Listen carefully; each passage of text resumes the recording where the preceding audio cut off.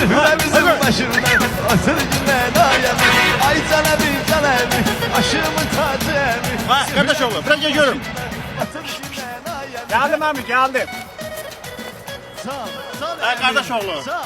Ben koyun tulluk gedəmirəm. Ala əminə bir dənə orada sigaret al gəl. Abi ben istiyor alap bunu. Nə?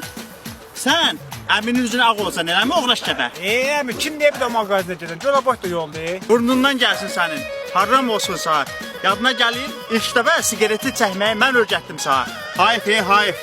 Yadına gəlir, araq içməyi də mən öyrətdim. Bu boydaydın, bir damcıydın. Mən öyrətdim araq içməyi sağ. Gəldin yanıma, burnun suyunu axıdırdın ki, əmi bütün hamma gülür ki, sən getməyibsən.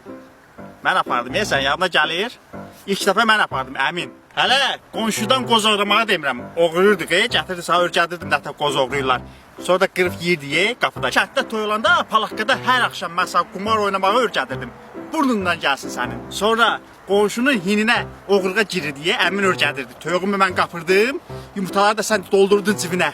Mən idim örgədən onu, başqası yox. Qonşunun zibonokunu vur, qaç. Sonra bir dəfə yadına gəlir, gətirdin əmi, telefonuma video yüklə. Yadına gəlir, mən yüklüyürdüm, telefonuna gedirdim, baxırdım. Həminki əmiyəm də, indi üzüm ağ olursan. Püh, haram olsun sağ. Yaxşı abi yaxşı ver ver. Bütün yaxşılıkları başıma vurma ver.